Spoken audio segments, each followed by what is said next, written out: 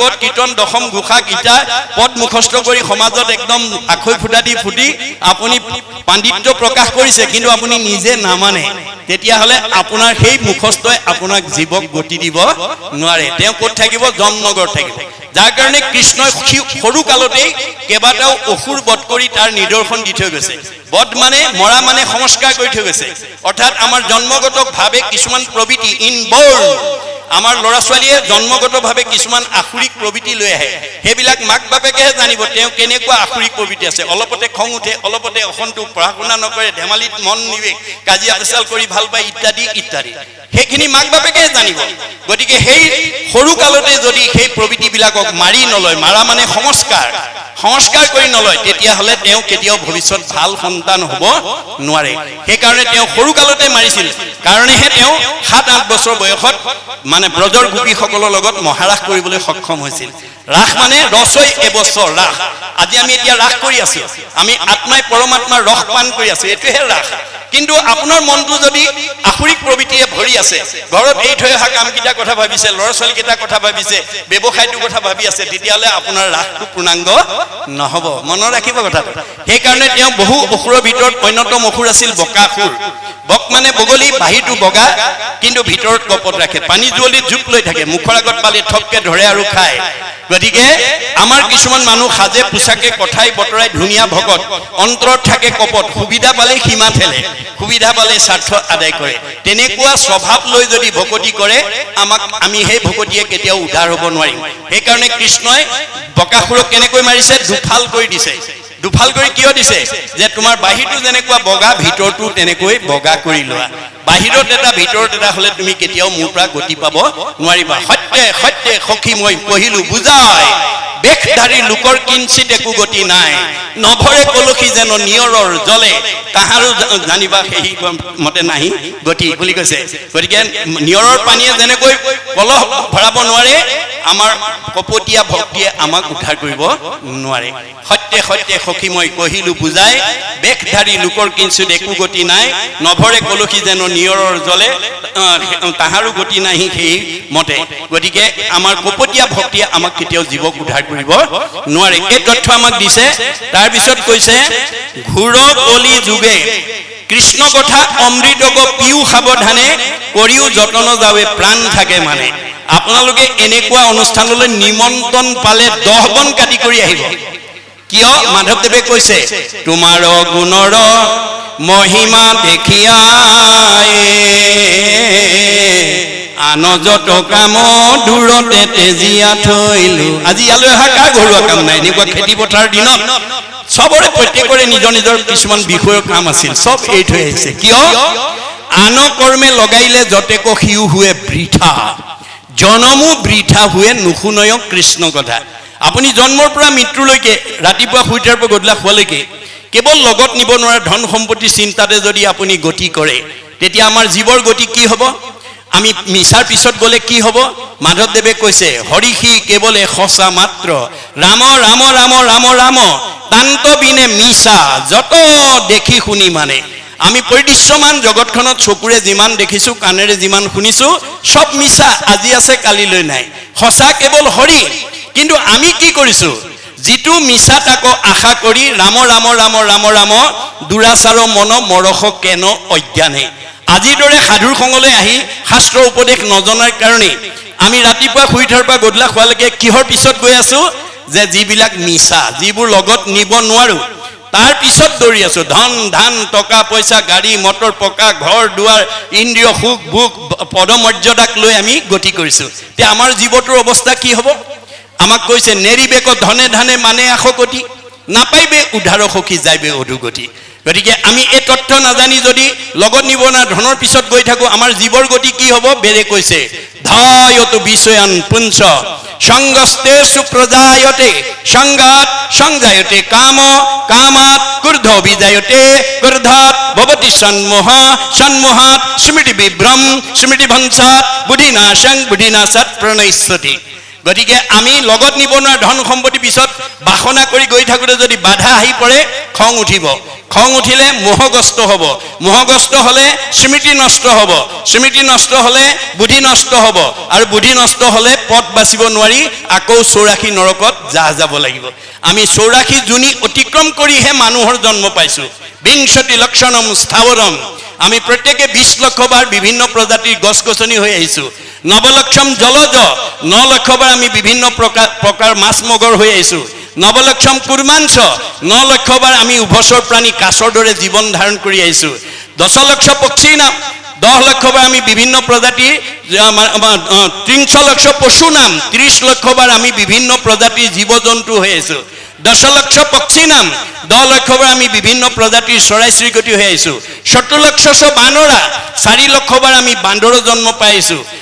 2 লক্ষ দমানবা হিতাহিত জ্ঞান শূন্য, 2 লক্ষবাৰ হিতাহিত জ্ঞান শূন্য অৰ্ধমানৱ চিম্পাঞ্জীৰ দৰে জন্ম ধাৰণ কৰিছোঁ। এই 84 জনী অতিবাহিত কৰাৰ পিছত তথ মনুষ্যত্ব প্ৰাপ্য তত কৰ্মাণি সাধয়েত, তাৰপিছতে সৌভাগ্যক্ৰমে পুণ্য সঞ্চয় কৰি মানুহ নামৰ উপাধিটোলৈ প্ৰমোচন পাইছোঁ। মানুহ নামৰ উপাধিটোলৈ প্ৰমোচন পালেই আজিৰ দৰে ভক্তি কৰি আমি জীৱৰ পূৰ্ব জন্মৰ কৰ্মবন্ধ বিনাশ কৰি আমাৰ জীৱই মুক্তি পাব পাৰে। আমাৰ পূৰ্ব জন্ম কৰ্মফল 3টা, প্ৰাৰব্ধ, আৰব্ধ, অনাৰব্ধ। প্ৰাৰব্ধ মানে পূৰ্ব জন্ম কৰ্মবন্ধ, পূৰ্ব জন্ম বাসনা আমাৰ অপূৰণীয় হৈ থকাৰ কাৰণে আপোনালোক আজি এই 1 নম্বৰ মানে খকনগুৰি গাঁৱত বাস কৰি আছে। গতিকে আপোনালোকৰ বাসনা অপূৰণ হৈ আছে। গতিকে এই বাসনা পূৰণ কৰিবলৈ হ'লে আমি ভক্তি কৰিবই লাগিব। আপোনাৰ আজিৰ দৰে ভাগৱত শুনিবই লাগিব। আজি এই জন্মত নহয়, পিছৰ জন্ম নহয়, কোটি জন্মত। মানুহৰ জন্ম পাই আজিৰ দৰে যদি ভকতি নকৰে জীৱই এই সংসাৰ চক্ৰত অহা যোৱা কৰি থাকিব লাগিব। পুনৰপি জনমম পুনৰপি মৰণম হৈ থাকিব লাগিব। আপুনি যিমান দামী কাপোৰে নিপিন্ধক মলি পৰিবই, মলি গুচাবলৈ চাবোন চাৰ্ফ ব্যৱহাৰ কৰিবই লাগিব। মই খকনগুৰি গাঁৱৰ আটাইতকৈ ধনী মানুহ, বিদ্যাৱন্ত, শ্ৰীমন্ত, সম্পদশালী বুলি আজিৰ অনুষ্ঠানলৈ যদি কোনোবাই নাহে, তেওঁ আজিৰ মানে তেওঁৰ মলি কেতিয়াও কলিমল মায়ামলৰ পৰা তেওঁ মুক্ত হ'ব নোৱাৰিব। গতিকে ধন টকা পইচা গাড়ী মটৰ পকা ঘৰ দুৱাৰে জীৱক গতি দিব নোৱাৰে, শৰীৰটো সুস্থ কৰি ৰাখিব নোৱাৰে, মনত শান্তি প্ৰদান কৰিব নোৱাৰে। বহুত ধন টকা পইচা থকা মানুহৰো পাৰিবাৰিক অশান্তি আছে। স্বামী স্ত্ৰীৰ মাজত মনোমালিন্য, শাহু বোৱাৰীৰ মাজত মনোমালিন্য, ককাই ভাইৰ মাজত মনোমালিন্য, সীমা ঘৰীয়া মাজত মনোমালিন্য। আমি কি বুজিব লাগিব যে পাৰ্থিৱ ধন টকা পইচা গাড়ী মটৰে আমাক প্ৰকৃত শান্তি দিব নোৱাৰে। সেইকাৰণে ভাগৱতত কৈছে সুমংগলেই অমংগল, জানা কৃষ্ণ বিনে, কৃষ্ণ নাম নোলোৱা পৰ্যন্ত, কৃষ্ণ সংস্কৃতি অৱলম্বন নকৰা পৰ্যন্ত আমাৰ জীৱশ্ৰেষ্ঠ মানুহ কেতিয়াও সংস্কাৰ হ'ব নোৱাৰে। পাৰ্থিৱ ধন টকা পইচা গাড়ী মটৰ পকা ঘৰ দুৱাৰে আপোনাৰ শৰীৰটো বেমাৰ নোহোৱাকৈ সুস্থ কৰি ৰাখিব নোৱাৰে। যেতিয়ালৈকে ভাগৱতৰ কথা শুনি 8 প্ৰকাৰ সদাচাৰ আপুনি আহৰণ নকৰিব তেতিয়ালৈকে আপুনি শৰীৰটো সুস্থ কৰি ৰাখিব নোৱাৰিব, মনটো আনন্দত ৰাখিব নোৱাৰিব। অৰ্থাৎ পাৰ্থিৱ বিনাশী ধন টকা পইচা গাড়ী মটৰ পকা ঘৰ দুৱাৰে আমাক মনত স্থায়ী শান্তি দিব নোৱাৰে, জীৱক কৰ্মবন্ধ মুক্ত কৰি মুক্তি দিব নোৱাৰে। সেইকাৰণে আমাৰ সকলো জীৱই এই পৃথিৱীত মানুহৰ জন্ম পাবৰ কাৰণে বাঞ্ছা কৰে বুলি বেদত উল্লেখ আছে। কেনেকৈ? পৰৰ উপকাৰৰ দ্বাৰা। পৰোপকাৰায় ফলন্তি বৃক্ষ, গছবিলাকে ফল দি আছে, নিজে নাখায়, জীৱ জন্তুক খুৱাইছে, মানুহক খুৱাইছে, উপকাৰ সাধন কৰিছে। কি লাগে? মানুহৰ জন্ম লাগে। পৰোপকাৰে দুগ্ধন্তি গাব, গাইবিলাকে গাখীৰ দি আছে, নিজে নাখায়, আনক খুৱাই আছে। কি লাগে? মানুহৰ জন্ম লাগে। পৰোপকাৰে বহন্তি নদ্যা, নদীবিলাক বৈ আছে পৰৰ উপকাৰ সাধন কৰি। কি লাগে? মানুহৰ জন্ম লাগে। প্ৰকৃতি জগতৰ সকলো জীৱই মানুহ জন্ম পাবৰ কাৰণে অহোৰাত্ৰ চেষ্টা কৰি আছে। প্ৰকৃতি জগতৰ দূৰৰ কথা, স্বৰ্গৰ দেৱতাসকলেও ব্ৰহ্মাকে প্ৰমুখ্য কৰি 33 কোটি দেৱতাই এই ধৰাধামত মানুহৰ জন্ম পাবৰ কাৰণে বাঞ্ছা কৰে বুলি বেদত উল্লেখ আছে। কি বুলি? অতহি দেৱা ইচ্ছন্তি জন্ম ভাৰত ভূতলে। এই ভাৰত ভূমিত যদি মানুহৰ জন্ম পায় আজিৰ দৰে ভক্তি কৰি জীৱই মুক্তি পাব পাৰে। গতিকে স্বৰ্গত ভোগবাদ বস্তুবাদ আছে, ভক্তিবাদ নাই। সেইকাৰণে 33 কোটি দেৱতাই এই ধৰাধামত মানুহৰ জন্ম পাবৰ কাৰণে বাঞ্ছা কৰে। তদুপৰি আমাৰ পৃথিৱীৰ ভিতৰত ভাৰতবৰ্ষৰ 4 সীমাত মানুহৰ জন্ম পোৱা সকল 4 ধন্যৰ পাত্ৰ বুলি মহাপুৰুষে উল্লেখ কৰি থৈ গৈছে। ধন্য ধন্য কলিকাল, ধন্য নৰ তনুভাল, ধন্য ধন্য ভাৰত বৰিষে, ধন্য ধন্য ৰাম নাম। আমি 3টা ধন্য অতিক্ৰম কৰি আহিলোঁ। কলি যুগত ভাৰতবৰ্ষত নৰদেহা পালোঁ, এতিয়া আমি 4 নম্বৰ ধন্যটো কৰিব লাগে, ৰাম নাম ল'ব লাগে। মনত ৰাখিব কথাটো, ৰাম নাম ল'লেই আমাৰ জীৱই গতি পাব। গতিকে বহুতে প্ৰশ্ন কৰে যে ভাৰতবৰ্ষত জন্মগ্ৰহণ কৰা মানুহ যদি 4 ধন্য পাত্ৰ হয়, পৃথিৱীৰ প্ৰগতিশীল দেশবিলাকত জন্মগ্ৰহণ কৰা ৰাছিয়া, আমেৰিকা, জাপান, ইংলেণ্ড, চীনকে প্ৰমুখ্য কৰি যিবিলাক প্ৰগতিশীল দেশ আছে, সেই দেশবিলাকত জন্মগ্ৰহণ কৰা মানুহবিলাক দুৰ্ভগীয়া নেকি? শংকৰদেৱে তাৰ উত্তৰ দি থৈ গৈছে, আতপিনে আনভূমি যতেক আশ্ৰয়, ভোগৰেখে দেশ বুলি জানিবা নিশ্চয়। পৃথিৱীত যিমানবিলাক প্ৰগতিশীল দেশ আছে চব ভোগবাদী আৰু বস্তুবাদী।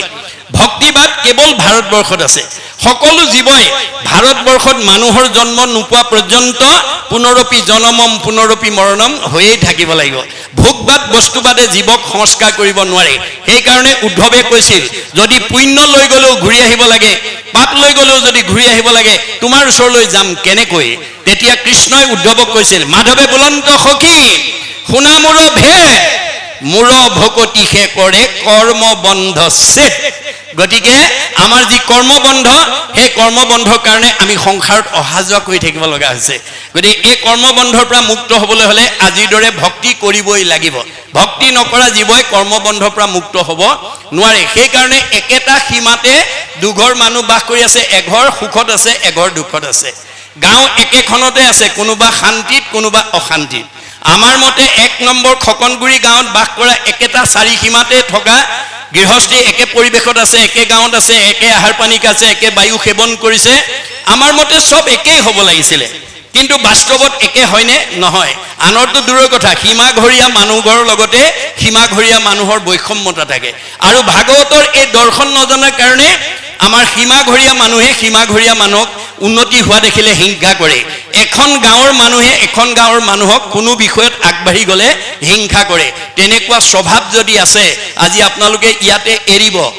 যদি আপোনালোকৰ পৰহিংসা ভাৱ ৰাখে, ভগৱন্তই কেতিয়াও আপোনালোকৰ মনৰ কামনা পূৰণ হ'বলৈ নিদিয়ে। 10ম স্কন্ধ ভাগৱতত ভগৱানে কৈছে, অপৰৰ সম্পদ দেখি মৰে যিটো চক্ষু পুৰি, তাৰ আশা সবে হুৱে নষ্ট, তোমাত বিমুখ ভৈলে একোৱাত সুখ নাই, মিছা সবে যত কৰে কষ্ট। আপুনি যিমান কষ্ট কৰি উপাৰ্জন নকৰক কিম্বা, তেওঁ থকা হৃদয়খনত যদি আপুনি পৰহিংসা ভাৱ লৈ থাকে, আপোনাৰ মনৰ বাঞ্ছা ভগৱানে কেতিয়াও পূৰণ হ'বলৈ নিদিয়ে। মনৰ কামনা পূৰণ নোহোৱা কোনো মানুহে খোলা হাঁহি মাৰিব নোৱাৰে। খোলা হাঁহি মাৰিব নোৱাৰা মানুহৰ চেহেৰা ভাল নহয়, কমনীয়তা নেবাঢ়ে, পৰমায়ুস নাবাঢ়ে। বাইবেলত চলোমনে কৈছে, merry heart do it good like a medicine, a broken heart dry the bone. যাৰ হৃদয়ত আনন্দ থাকিব, মেডিচিনৰ দৰে কাম কৰিব। চেহেৰা ধুনীয়া কৰিব, কমনীয়তা বাঢ়িব, পৰমায়ুস বাঢ়ি যাব। যাৰ হৃদয়ত দুখ বেদনাই ভৰি থাকে, সি আৰু ঘিউ মৌ খাওক, হাড়লৈকে শুকাই যাব। আহাৰে চেহেৰা ভাল কৰিব নোৱাৰে, মনটো যদি আনন্দত ৰাখিব নোৱাৰে। গতিকে আমি মনটো আনন্দত ৰাখিবলৈ হ'লে আনন্দ আপুনি বিচাৰিব নালাগে, আনন্দই আপোনাৰ ঘৰ বিচাৰি আহে। কপিলে মাকক কৈছে, মা তুমি জীয়া মানুহৰ দৰে থাকিবলৈ শিকা। মাকে কৈছে, বোপাই মৰা মানুহ আছেনে? মৰা মানুহৰ সংখ্যা এতিয়া পৰিয়ালত, সমাজত, পৰিৱেশত বেছি। কোনবিলাক মৰা মানুহ? সাধুৰ সংগে কৃষ্ণ কথা নুশুনে যি নৰ, জীৱন্ততে মৰা সিটো অধম পামৰ। আজিৰ দৰে ভাল মানুহৰ সংগত আহি মনত আনন্দ লগা কথা যি নুশুনে, সি মনত বেয়া লগা কথাই শুনি থাকিব লাগিব। যাৰ মনত বেয়া লাগি থাকে, সি জীয়াতে মৰা। গতিকে আমি জীয়া মানুহ হ'বলৈ হ'লে আপোনাৰ ঘৰলৈ ৰাতিপুৱা শুই উঠাৰ পৰা গধূলা খোৱালৈকে আলহী অতিথি ভকত বৈষ্ণৱ বন্ধু বান্ধৱক লগ পালে ভগৱানে কৈছে, মূৰ শুনিৰ মল কথা কহন্ত শুনন্ত, মুঠবিনে চিত্ত আন দেৱত নেদন্ত, পৰম আনন্দ আখি মনত মিলয়, তেবে তাক আৰু তিনি তাপে নচুৱায়। আপুনি আনন্দ বিচাৰিব নালাগে, আনন্দই আপোনাৰ ঘৰ বিচাৰি আহিব। যি ৰাতিপুৱা শুই উঠাৰ পৰা গধূলা খোৱালৈকে ঈশ্বৰৰ কথা কয় আৰু শুনে, গায়, তেওঁ ঘৰলৈ আনন্দ আহিব। এই তথ্য নাজানি আপোনাৰ ঘৰলৈ অহা আলহী অতিথি ভকত বৈষ্ণৱ বন্ধু বান্ধৱক লগ পালে যদি পৰচৰ্চা, পৰনিন্দা, পৰ সমালোচনা পাতে, আপোনাৰ সমালোচনাই যদি আনৰ অন্তৰত আঘাত দিয়ে, সমালোচনা কৰা দুজনৰ কি হ'ব? ভগৱানে কৈছে, পাপায় পৰপীড়নম, আপুনি দুখ বিচাৰিব নালাগে, দুখ আপোনাৰ ঘৰলৈ নিজে আহিব, পাপ আপোনাৰ ঘৰলৈ নিজে আহিব। আপুনি কৰা আলোচনা সমালোচনাই যদি আনৰ অন্তৰত আঘাত দিয়ে, তেতিয়া আপোনাৰ ঘৰলৈ পাপ আহিব, আৰু পাপ অহাৰ লগে লগে দুখ দুৰ্গতি নিজেই নামি আহিব। আপুনি মাতিব নালাগে, দুখ দুৰ্গতি নিজে আহিব। গতিকে এই স্বভাৱ এৰি আমি যাতে ভাগৱতৰ দৰ্শনৰ মাজেদি আগুৱাই যাব পাৰোঁ। আপুনি কৃষ্ণক বিচাৰিব নালাগে, কৃষ্ণই আপোনাৰ ঘৰ বিচাৰিব। কৃষ্ণ মানে আনন্দ, মনত ৰাখিব কথাটো।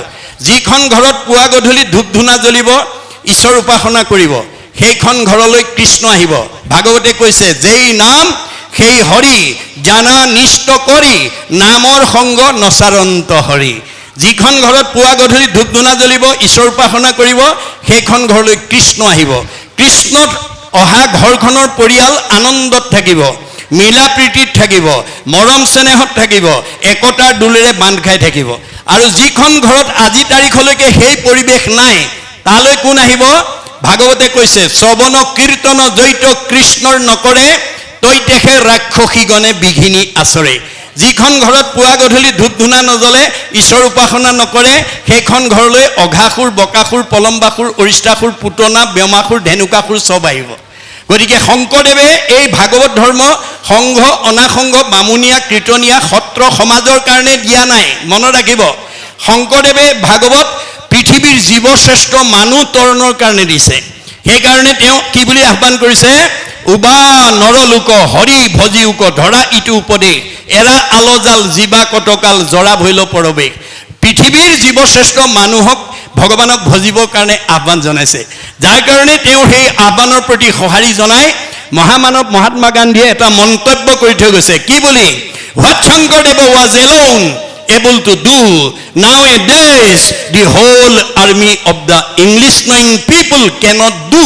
বিশ্বত এতিয়ালৈকে যিমানবিলাক গুৰু আৱিৰ্ভাৱ হ'ল, শংকৰদেৱৰ সমান মানে সকলো মানৱ জাতিৰ কাৰণে অমূল্য অৱদান কোনো গুৰুৱে দিব পৰা নাই। আৰু সেইজন গুৰু শংকৰদেৱ অসম মাতৃৰ বুকুত আৱিৰ্ভাৱ হোৱাৰ কাৰণে মহাত্মা গান্ধীয়ে অসমবাসীক ভূয়সী প্ৰশংসা কৰি থৈ গৈছে। কি বুলি? Assamese indeed fortunate, for Shankardeva has 5 centuries back given to Assamese people an ideal which is also my ideal of Ramrajya.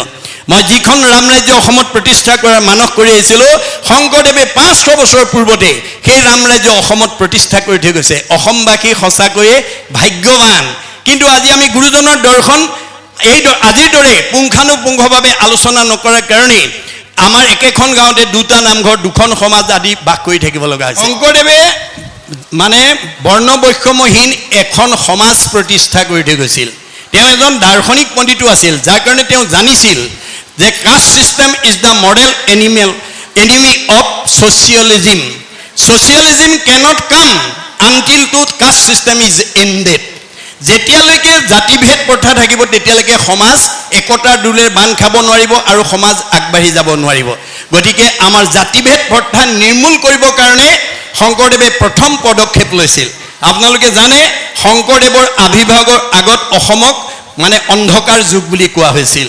যিটো সময়ত অসমৰ মানুহে ধৰ্মৰ নামত মানুহ অন্যান্য প্ৰাণী বলি দিয়া দূৰৰ কথা, মানুহ বলি দিবলৈও কুণ্ঠাবোধ কৰা নাছিল। তেনে এটা সময়তে শংকৰদেৱ অসম মাতৃৰ বুকুত আৱিৰ্ভাৱ হৈ অসমৰ চাৰিওফালে ঘূৰি চাই দেখিলে যে অসমত বিভিন্ন জাতি জনগোষ্ঠীৰ লোকে বসবাস কৰি আছে, আৰু এই সকলোবিলাক ঈশ্বৰৰ অমৃতৰ সন্তান। এই আধ্যাত্মিক জ্ঞানটো, এই আত্মসম্পৰ্কীয় জ্ঞানটো মই যদি অসমবাসীক দি যাব নোৱাৰোঁ, অনাগত দিনত এওঁলোক কেতিয়াও একতাৰ দোলেৰে বান্ধ খাব নোৱাৰিব, সমন্বয়ৰ সেতু বান্ধিব নোৱাৰিব। সেইকাৰণে তেওঁ প্ৰথম সমাজ সংস্কাৰ পথটোকে হাতত তুলি লৈছিল। কেনেকৈ? এই দ্বিতীয় স্কন্ধ ভাগৱতে উল্লেখ আছে। কিৰাত কছাৰী খাচী গাৰু মিৰি যবন কংক গোৱাল ধুবাজে তোৰুক অসম লোক কুবাচ মেল চান্দাল আনু হব পাপী কৃষ্ণ সেৱকৰ সংগত পবিত্ৰ হয় হৰিত একান্তে ভগতি কৰিয়া বৈকুণ্ঠে সুখে চলয়। আজি এই প্ৰচাৰ শাখাৰ জৰিয়তে অনুষ্ঠিত কৰা এই ভাগৱত অনুষ্ঠানলৈ এই অঞ্চলৰ সকলো জাতি জনগোষ্ঠী মানুহ আহি শুনিব পাৰে, ইয়াত কোনো বাধা নাই। সেইকাৰণে তেওঁ সকলোকে যে এক ভগৱানৰ অংশ জীৱ এই কথাটো বুজাই দিবৰ কাৰণে সকলো জাতিৰ পৰা তেওঁ ভকতক সংস্কাৰ কৰি আনিছিল কেনেকৈ ভগৱন্তৰ হাজাৰটা নামৰ পৰা এটা এটা নাম দি সংস্কাৰ কৰি লৈ আহিছিল আনি সমাজক পৰিচয় কৰাই দিছিল কি বুলি হেৰা সমাজৰ লোকসকল মই আজি তোমালোকৰ মাজলৈ গাৰুৰ ভকত আনিছো দেই এওঁক আজিৰ পৰা তোমালোকে গাৰু বুলি নিন্দা নকৰিবা এওঁ ঈশ্বৰৰ অমৃতৰ সন্তান এওঁক তোমালোকে আজিৰ পৰা গোবিন্দ আতৈ বুলিবা এয়া মই নগাৰ ভকত আনিছো এওঁক আজিৰ পৰা তোমালোকে নৰোত্তম আতৈ বুলিবা এয়া মই জৱনৰ ভকত আনিছো এওঁক আজিৰ পৰা তোমালোকে জয় হৰি আতৈ বুলিবা এয়া মই কাৰ্বিৰ ভকত আনিছো এওঁক আজিৰ পৰা তোমালোকে ভুলাই আতৈ বুলিবা এয়া মই জয়ন্তীয়াৰ ভকত আনিছো এওঁক আজিৰ পৰা তোমালোকে মাধৱ আতৈ বুলিবা এয়া মই হীৰাৰ ভকত আনিছো এওঁক আজিৰ পৰা তোমালোকে মথুৰা দাস আতৈ বুলিবা এয়া মই আহোমৰ ভকত আনিছো এওঁক আজিৰ পৰা তোমালোকে নৰহৰি আতৈ বুলিবা এয়া মই কছাৰীৰ ভকত আনিছো এওঁক আজিৰ পৰা তোমালোকে বলাই ৰমাই বুলিবা এয়া মই মিচিঙৰ ভকত আনিছো এওঁক আজিৰ পৰা তোমালোকে পৰমানন্দ আতৈ বুলিবা এয়া মই দেউৰীৰ ভকত আনিছো এওঁক আজিৰ পৰা তোমালোকে বৈকুণ্ঠ আতৈ বুলিবা এয়া মই কৈবৰ্তৰ ভকত আনিছো এওঁক আজিৰ পৰা পূৰ্ণানন্দ আতৈ বুলিবা এয়া মই বনিয়াৰ ভকত আনিছো এওঁক আজিৰ পৰা তোমালোকে হৰিদাস আতৈ বুলিবা এয়া মই কোচৰ ভকত আনিছো এওঁক আজিৰ পৰা তোমালোকে মুৰাৰী আতৈ বুলিবা এয়া মই কলিতাৰ ভকত আনিছো এওঁক আজিৰ পৰা তোমালোকে গোপাল আতৈ বুলিবা এয়া মই ভুটিয়াৰ ভকত আনিছো এওঁক আজিৰ পৰা তোমালোকে দামোদৰ আতৈ বুলিবা এয়া মই মানে নাপিতৰ ভকত আনিছো এওঁক আজিৰ পৰা নাৰায়ণ ঠাকুৰতা বুলিবা এয়া মই তিৱাৰ ভকত আনিছো এওঁক আজিৰ পৰা সুদাম আতৈ বুলিবা এয়া মই কায়স্থৰ ভকত আনিছো এওঁক আজিৰ পৰা তোমালোকে হতাই আতৈ বুলিবা এয়া মই মুছলমানৰ ভকত আনিছো এওঁক আজিৰ পৰা তোমালোকে শ্যাম কাই আতৈ বুলিবা তাৰ পৰা অপ্ৰভংশ হৈ চান্দ খাই হৈছে এয়া মই ব্ৰাহ্মণৰ ভকত আনিছো এওঁক আজিৰ পৰা অনন্ত কণ্ডলী সাৰ্বভৌম ভট্টাচাৰ্য বুলিবা এই ধৰণে সকলো জাতি জনগোষ্ঠীৰ পৰা ভকতক সংস্কাৰ কৰি আনি বৰ্ণ বৈষম্যহীন এখন সমাজ প্ৰতিষ্ঠা কৰি তেওঁ ঘোষণা দি থৈ গৈছিল কি বুলি অহৰিক ভজয় যিটো তাকে বোলে জাতি কৃষ্ণ বিমুখ যিটো সেহিকে অজাতি দুটা ভাগত ভগাই থৈছে দেই প্ৰথম স্কন্ধ ভাগৱতটো ভাগৱতে অৰ্থাৎ ভগৱানে মানুহক দুটা ভাগত ভগাই থৈছে যে কৃষ্ণ বৈকুণ্ঠ প্ৰায়ণ হোৱাৰ লগে লগে ২৮,০০০ ঋষিয়ে যেতিয়া কৃষ্ণ বৈকুণ্ঠলৈ যোৱাৰ লগে লগে কলি আহিল বুলি হাজাৰ হাজাৰ বছৰ যজ্ঞ কৰি যজ্ঞৰ ধোঁৱাৰে যেতিয়া ধোঁৱা বৰণীয়া হৈ গৈছিল তেতিয়া তেওঁলোকে কলিক খেদিব নোৱাৰি অৱশেষত সেই সময়লৈকে পদহেলিত অৱহেলিত নিষ্পেষিত হীন জাতি বুলি ঋষি সমাজত বহিবলৈ নিদি বহুত যোজন আঁতৰত বহিবলৈ দিয়া সুতক আহ্বান কৰি আনি সৌনকে গুৰু আসনত বহুৱাই যেতিয়া নিবেদন কৰিছিল কি বুলি সৌনক বদতি শুনা সুত মহামানী পৰম পাতকী কলি পইলা হন জানি আৰম্ভিলো যজ্ঞ আশী সহস্ৰ বছৰ হুম ধূৰ্মে ধূৰ্ম বৰ্ণ ভৈলে কলেবৰ যিটো কৰ্ম কৰোৱাটো নাহিকে বিশ্বাস আপোনাৰ আয়ুক কৰিলো ব্যৰ্থে না যে আমি কৃষ্ণ বৈকুণ্ঠ প্ৰায়ণ হোৱাৰ লগে লগে পৃথিৱীলৈ কলি আহিল বুলি জানি কলি পাপৰ পৰা জীৱ শ্ৰেষ্ঠ মানুহক উদ্ধাৰ কৰিবৰ কাৰণে হাজাৰ হাজাৰ বছৰ যজ্ঞ কৰি যজ্ঞৰ ধোঁৱাৰে ধোঁৱা বৰণীয়া হৈ গ'ল কিন্তু ফল একো কৰিব নোৱাৰিলো সম্প্ৰতি তুমি চিন্তি উপমহা হিত কৰাইক পান কৃষ্ণ চৰিত্ৰ অমৃত ২৮,০০০ বেদজ্ঞ শাস্ত্ৰজ্ঞ টিকালজ্ঞ ঋষিয়ে কলিত যদি যজ্ঞ কৰি বিফল হৈছে আমি সফল হ'ম নেকি এই কথা উপলব্ধি কৰিব লাগিব গতিকে সম্প্ৰতি তুমি চিন্তি উপমহা হিত কৰাইক পান কৃষ্ণ চৰিত্ৰ অমৃত তুমি এতিয়া আমাক কৃষ্ণ চৰিত্ৰ পান নকৰিলে আৰু আমাৰ গত্যন্তৰ নাই এই আহ্বান শুনি সুতে কি মন্তব্য দিছিল কিনো মহাভাগে তোমাখাৰ আগে কহিবু কৃষ্ণৰ লীলা মাধৱৰ কথা সম্যকে পুছিলা অমুক জীৱদান দিলা হে সৌনক প্ৰমুখ্যে ২৮,০০০ ঋষি তোমালোকে আজি মোক আনি কৃষ্ণ কথা ক'বলৈ কৈ মোক জীয়া মানুহ কৰি তুলিলা মই এই সময়লৈকে মৰা মানুহ হৈ আছিলো কৃষ্ণৰ কথাটো মোৰ মহালাভ আছে কৃষ্ণৰ কীৰ্তনে জাতি অজাতি নাম আছে দুটা ভাগ দেই এটা জাতি আৰু এটা অজাতি চৈতন্যপন্থীয়ে কৈছে মুচিও খুচি হয় যদি হৰিক ভজে খুচিও মুচি হয় যদি হৰিক তেজে মাধৱদেৱে ঘোষাত লিখিছে ৰাম বুলি তৰে মহা মহা অন্ত জাতি যিটো নাম নলৱে হীনটো হীন আতি মানুহৰ জন্ম পাই যদি ঈশ্বৰৰ নাম নলওঁ আমি হীন জাতি আৰু ভগৱন্তৰ নাম লোৱা জনে হ'ল জাতি গতিকে আমাক দুটা ভাগত ভগাই থৈ গৈছে তাৰ পৰৱৰ্তী পদত কৈছে কি বুলি যে